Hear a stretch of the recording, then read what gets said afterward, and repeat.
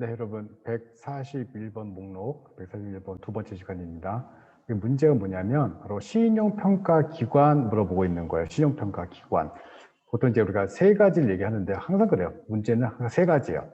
자, 세계적으로 유명한 세계를 지배하는 신용평가 기관은 세 곳이 있어요. 자, 첫 번째가 거기 보시면 스탠다드 앤 푸어스라고 하죠. 스탠다드 앤 푸어스. 보통 이제 약자로 S&P라고 써요. S&P. 뭐 S&P, 스탠다드 푸어스. 두 번째가 무디스예요. 무디스.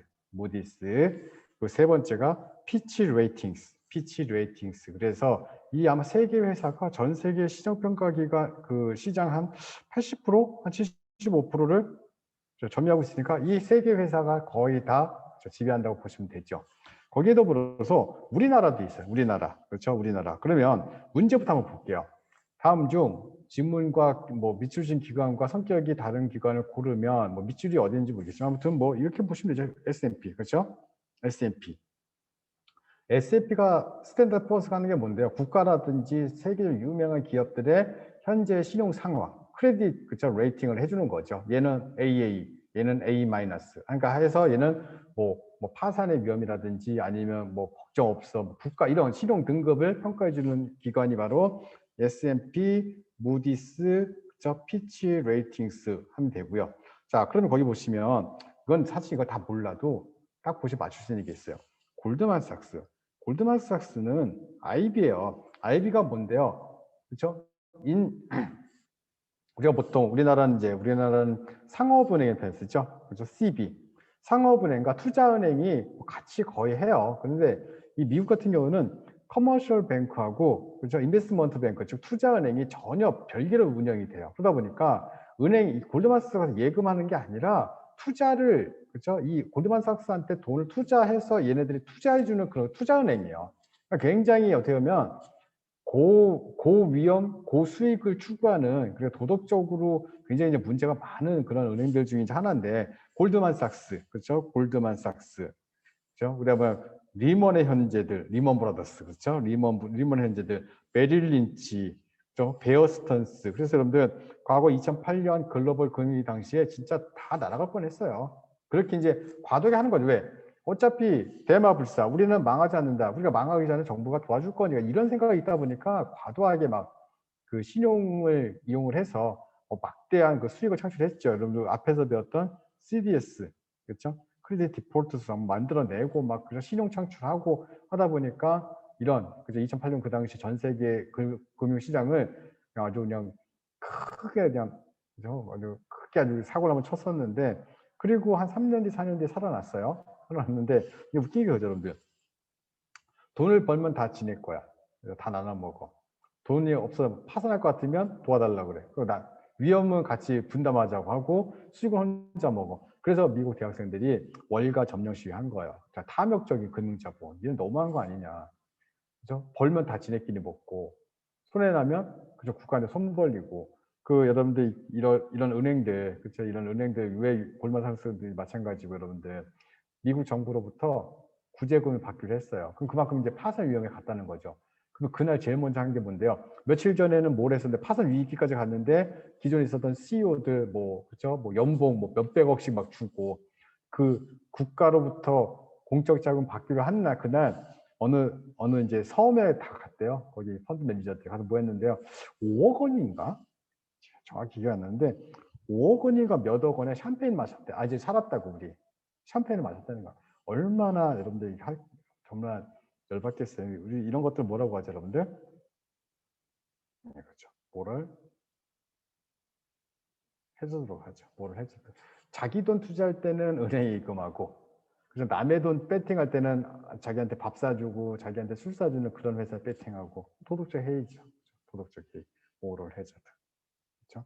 자, 그래서 나이스는 우리나라 신용평가 기관 중에 하나고요. 여러분들 그 뉴스에 몇 번 나왔었잖아요. 뭐 이렇게 뭐 부사관이 뭐 빨래 심부름 해주고 찾아보세요.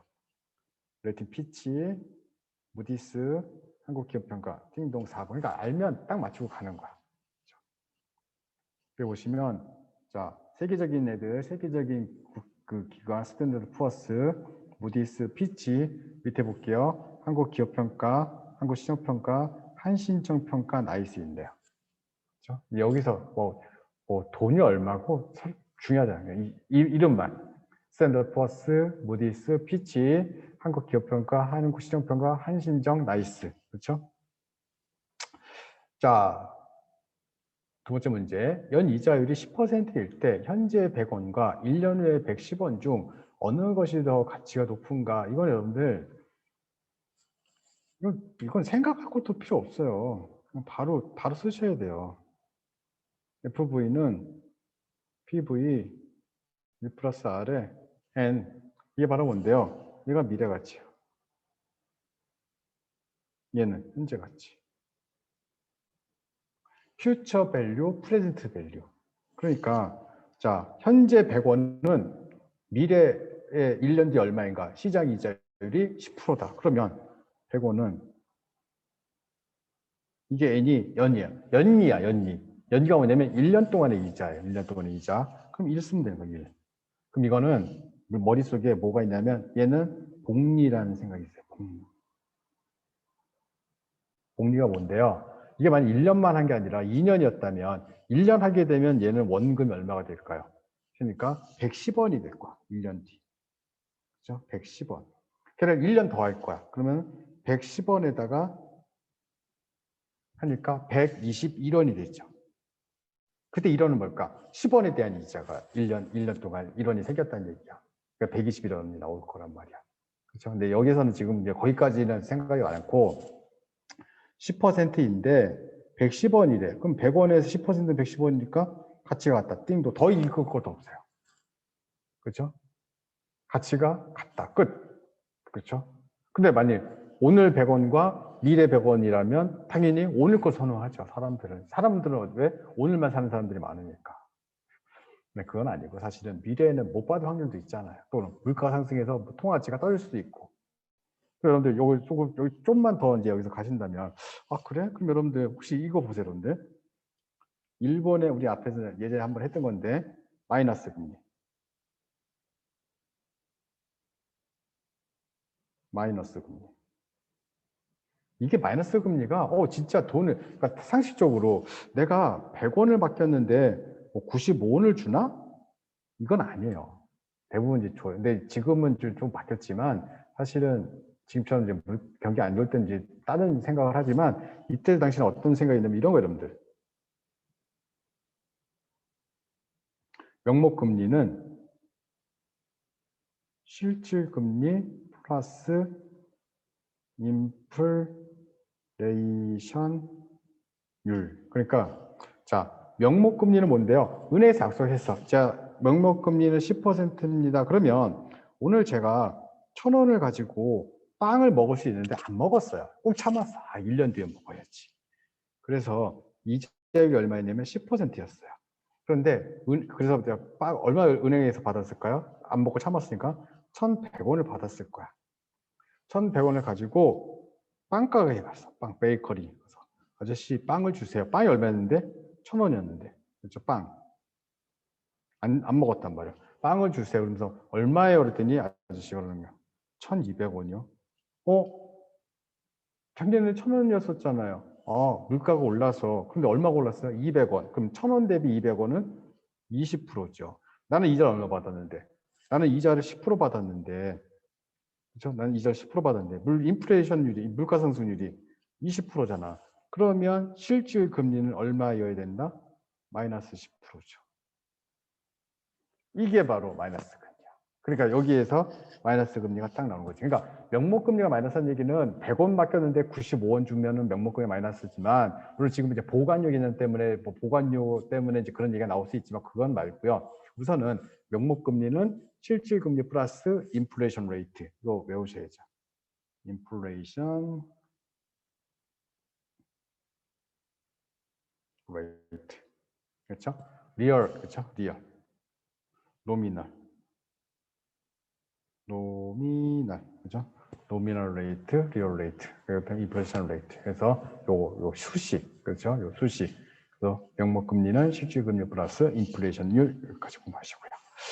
자, 통화량의 증감의 변화가 다른 방향. 그러니까 무슨 얘기냐면 통화량이 우리나라 통화량이 늘어나느냐 줄어드느냐. 뭐 이 생각하시면 돼요. 통화량이 늘어나느냐 줄어드느냐.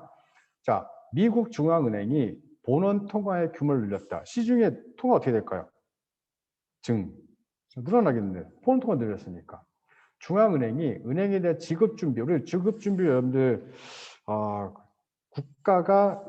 국가가 이 금융시장에 개입하는 세 가지 방법, 공개시장 매매, 지급 준비율, 재할인을 얘기하는데 한마디로 지급 준비율은 은행에다 돈을 맡겼어요. 그러면 은행의 수익의 원천은 우리가 보통 예대 마진이라는 표현을 써요.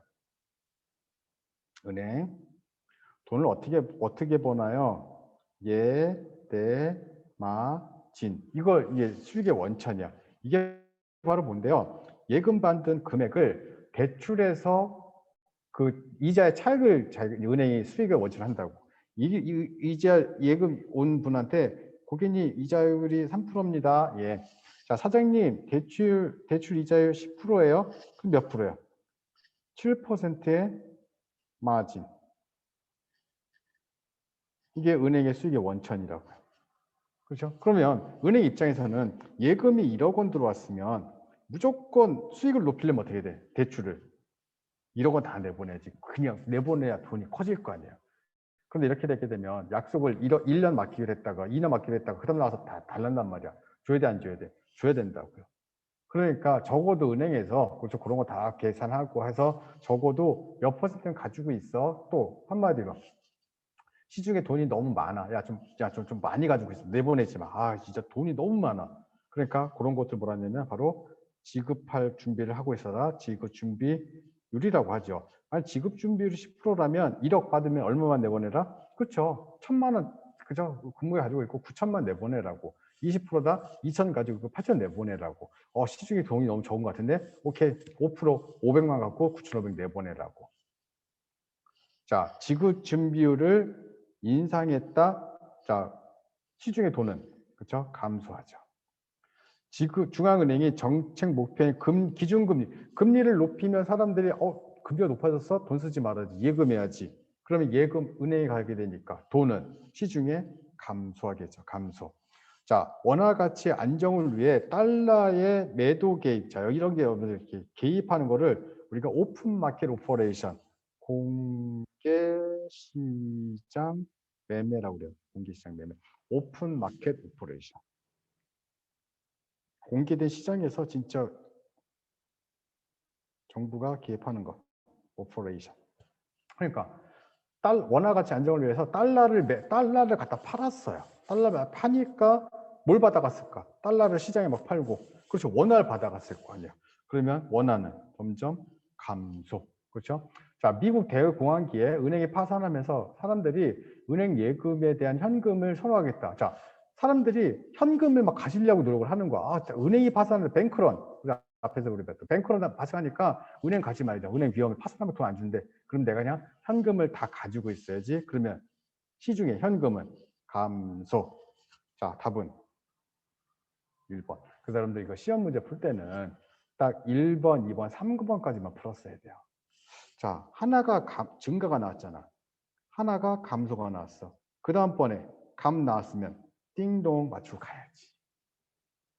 근데 이 사람이 쉽지가 않아요. 왜? 헷갈리 하면 헷갈리면 못 지나가요. 나를 못 믿어 사실은. 근데 이거는 지금 저는 다 답을 아니까 여러분들한테 하는데 혹시라도 나중에 시간이 부족하면 이런 문제가 나오면 이거는 1번, 2번, 3번 딱 3개 보고 하나 찍고 가야 되는 거. 증이나 감이나 방향만 찾는 거잖아. 위, 아래만 찾는 거니까. 그렇죠? 자, 마지막 문제네요. 자, 다른 여건이, 그죠? 다른 여건, 마지막 문제네요. 다른 여건이 동일한 상황에서 한국은행에 이제 이런 거 보세요. 여러분들. 금리가 달라요. 한국은 3%야. 미국은 2%야. 그러면, 한국이 돈 많이 주니까 다 3% 한국한테 투자하겠네요. 그게 아니라요. 이게 지금 한국이 3%고 미국이 2%지만 이게 균형이야. 왜? 미국 상황과 한국 상황을 다 반영한 균형이라고 해요. 균형. 그러니까 이때는 한국에 투자해도 돼. 똑같아. 미국에 투자하는 사람도 있어. 근데 이 균형이 어떤 균형이냐면 롤러코스터 출발하기 바로 전 균형. 약간만 바뀌면 또 움직여요. 약간만 움직여. 그러니까 지금 한국이 3%고 미국이 2%인데, 그렇죠? 2%인데 지금 한국이 지금 3%에서 어떻게 됐어요? 그렇죠? 2%로 인하하고 미국이 1.5%로 인하했네요. 보세요. 그러면 보세요, 여러분들. 이 차이가 지금 얼마죠? 지금 현재 처음 시작했을 때 한국이 3%, 미국 2%니까 1% 차이예요. 그런데 지금은 2% 1.5니까 0.5% 차이예요. 그러면 갑자기 누가 더 매력적이 됐어요? 그렇죠. 미국이 매력적이 됐지. 미국이. 그럼 어디로 간다? 미국으로 가야겠죠. 미국으로 돈이 어떻게 된다? 나간다냐. 원화가 나가겠어요? 달러가 나가겠어요? 당연히 달러가 나가겠죠. 달러가 나가게 되면 달러 가치는 높아지고. 그래서 여러분 보세요. 자, 달러가 부족해지겠지. 그러면 환율은 올라가겠죠. 달러 가치도 올라가겠지. 원화 가치는 하락하겠지. 그거 빨리 머릿속에 두고. 자, 어떤 변화를 보일까? 환율은 올라가야 된다 그랬는데 아니죠. 영향 미칠 거고요. 환율이 상승하게 된다. 3번. 여기까지 다 찍고 끝내셔야 돼. 자, 4번 원화의 공급에 따라 달라지죠. 달러 얘기예요. 달러의 수요가 늘어나 환율이 아니죠. 달러의 수요가 늘어나면 환율이 상승하겠죠. 그렇죠? 그 답은 3번. 자, 이렇게 여러분들이 정리하시면 될 것 같습니다. 여러분들 이런 문제 푸실 때는 문제 자체를 달리 보시는 게 아니라 이런 것들이 다 머릿속에 있어야 돼요. 환율이 달러가 부족해진다. 환율 상승해지고 달러 가치 상승하고 원화 가치 하락한다. 이게 바로 여러분들 우리가 1달러가 1,000원에서 1,100원 됐을 때 표현이죠. 환율 상승, 달러 가치 상승, 원화 가치 하락. 1달러가 1,000원에서 900원 되게 되면 환율 하락, 달러 가치 하락, 원화 가치 상승. 이런 것들이 머릿속에 체계적으로 다 준비가 되어야만 이런 문제를 딱 보시는 순간 오케이 3번 이렇게 푸셔야 이렇게 문제를 푸실 수가 있을 것 같습니다.